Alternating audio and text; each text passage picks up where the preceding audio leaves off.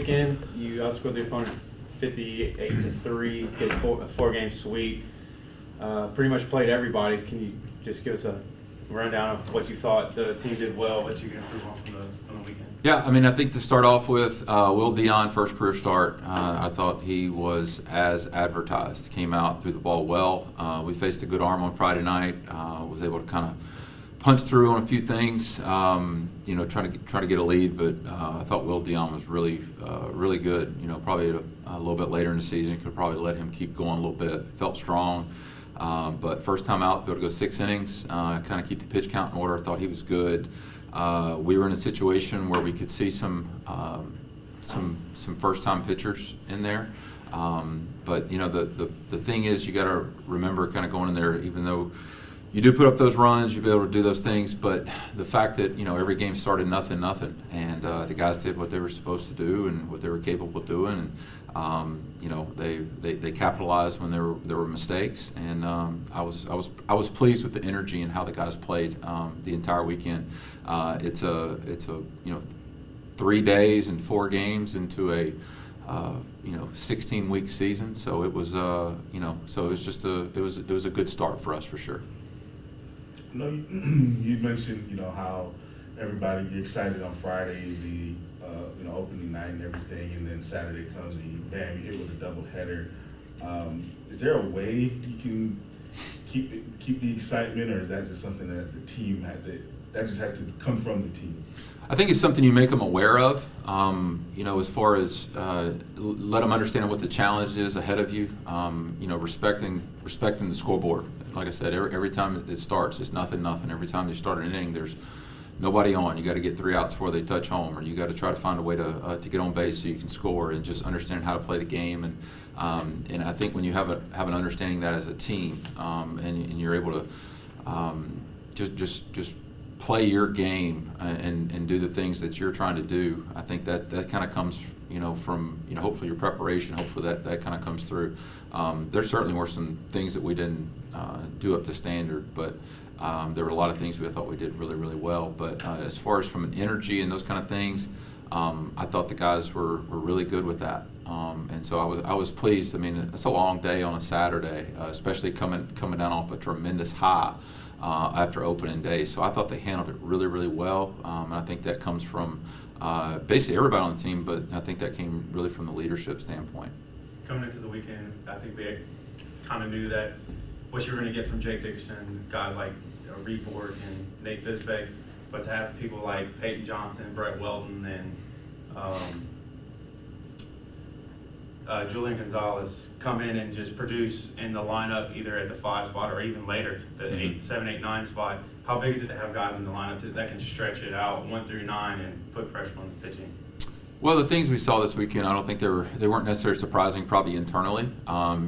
Peyton Johnson, earned the opening day start on that, and the fall he had, the camp coming in, he earned that opportunity to go do that, and continue to earn, the other opportunities he's got, over the week, and continue to produce. So I was really pleased how he went about his at bats, his approach, guys getting on base before him, doing those things.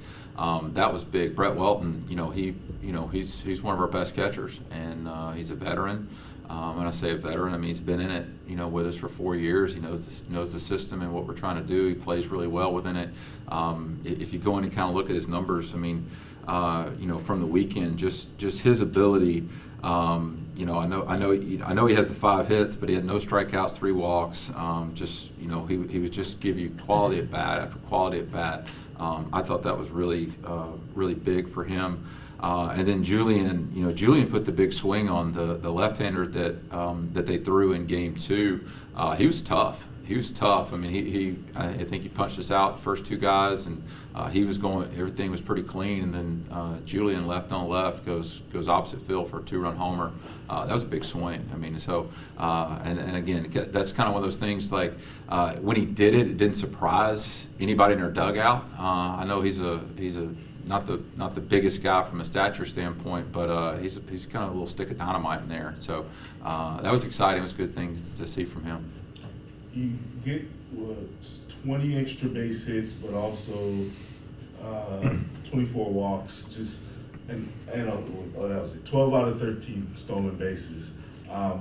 So you were able to produce runs in a variety of different ways. Was that something that was pleasing for you to see? Definitely. I mean, look, we know that, and that's something we talk about. Look, there's the majority of the time you got to be able to stand up there and it's mano a mano, pitcher versus hitter, and you've got to hit. But you know when you have an opportunity to score without a hit, now you may lead off with a double, but if you can move the guy over without a hit and you can score the guy without a hit, that's some qualities of a really, really good team and a really good offense, and not just the ability to do that, but to understand the moment with that, just individually, because the at bat can change really quickly.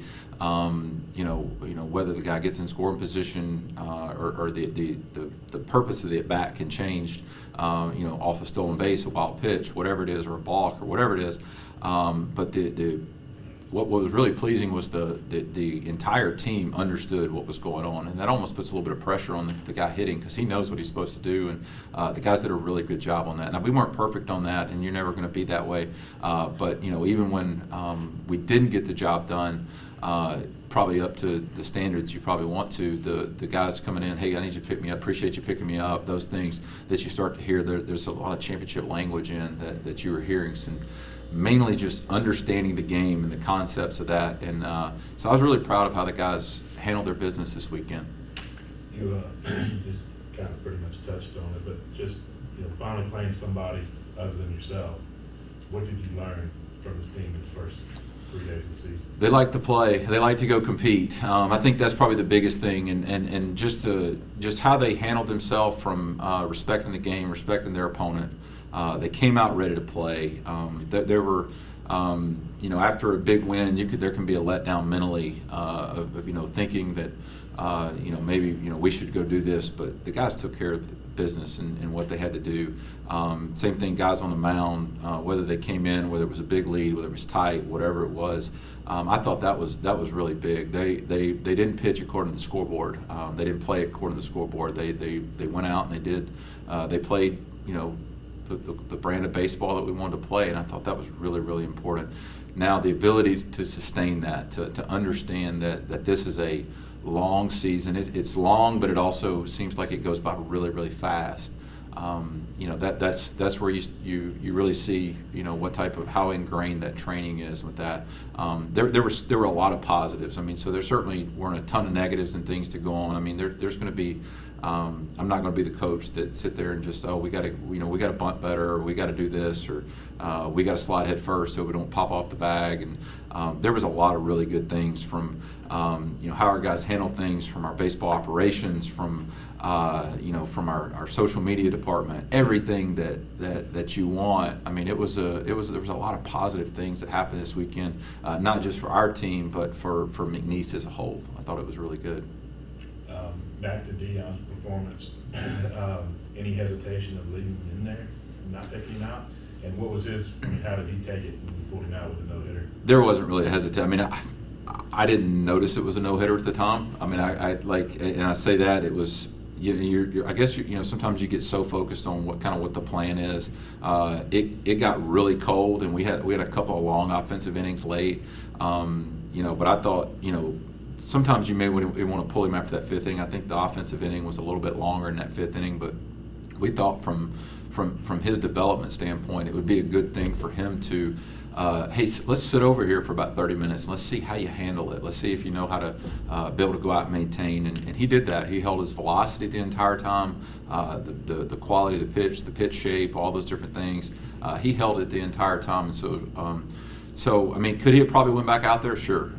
But, it just really wasn't that time of the year for that. So you didn't really expect him to go that long then? You were maybe 5 innings? I think anytime opening weekend, I mean, I think you hope to get 4, 5. I mean, but you kind of watch, how the pitch count goes, any stressful innings, anything like that. And he didn't have any self-inflicted stress. I mean, I think that was the big thing.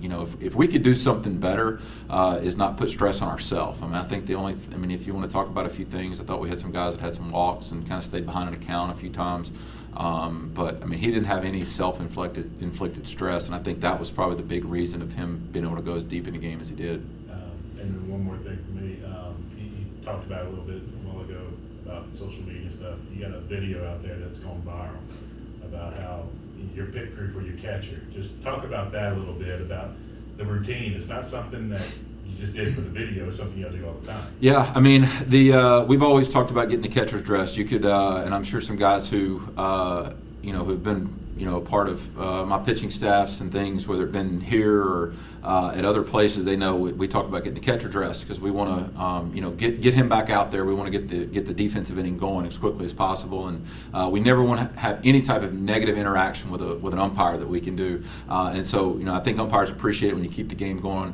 And so there was always a reason for that. Well, we kind of took it up a level, and we told the guys, hey, it's okay to have fun with it, and look at it. If you want to bring a chair out, you want to do this, get the guy some water. I mean, again, it was look. The catcher takes a beating, man. I mean, they catch all the bullpens, they block the ball, they do all that kind of stuff. I mean, that's a hard thing for those guys to do, and and we can help them out, help them get dressed and things. Especially if they end the inning at second base, they got to come over and just be able to be a great teammate. And they just kind of added some personality to it, and our creative team was there to capture the moment.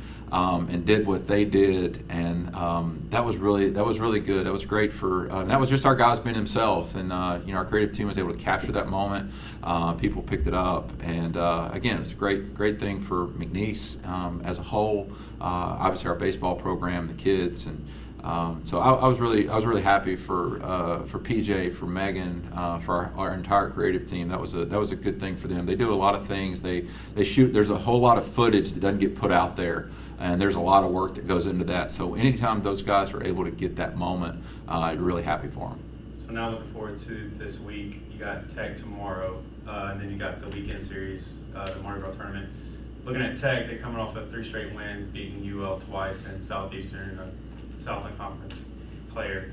What do you see that Tech can do to challenge us, or what can you do to maybe slow them down coming off of 3 wins? Well, I mean, they're always a good club. It's always challenging, and I think it seems like almost every year we're splitting with those guys, in one way, shape, or another. And you just know that from the continuity of their coaching staff. With Coach Burrows there, that they're going to be a quality opponent. They're going to be well coached. They're going to come ready to play. That was obviously very apparent. Them, how they went about their business this weekend against Southeastern and ULL in a tough environment. That's a team that's had challenges all year long. I mean, they don't have a home stadium right now because of the tornado that happened last year, so they're having to practice and play home games at a high school field. They're having to travel to Smith Wills and Jackson. They're doing all kind of stuff. So they've got some battles and stuff going on. So they're going to be a tough team, and so they're going to be a great opponent for us. And but I think our guys will be excited about the challenge in that, and it's always a great challenge because you're going up against a really well coached team, a talented team, somebody you respect, and I know they respect us as well. It'll be a cool moment for me personally. Mitch Gaspard is an assistant coach there, and Coach Gaspard gave me my first opportunity to get into college, and so the fact of going against him. And him, to be honest with you, I think the last time that he and I were in the same dugout, we were at McNeese, we're in the third base dugout. We had our starting pitcher. I know Matt remembers Daniel Lonsberry. We had to actually pay for a water cooler because he got a little upset after something happened. But it'll be a little sentimental for me because that's one of my heroes. That's one of my mentors, and it'll be really cool to see him. I want to beat their brains in, but just the fact that it'll be one of those things. You want Coach to be able to see, a little bit of the impact that he's had on me, and hopefully growing our program and doing things. And but no, he's one of my heroes. So. Good. Thanks, Coach. Okay.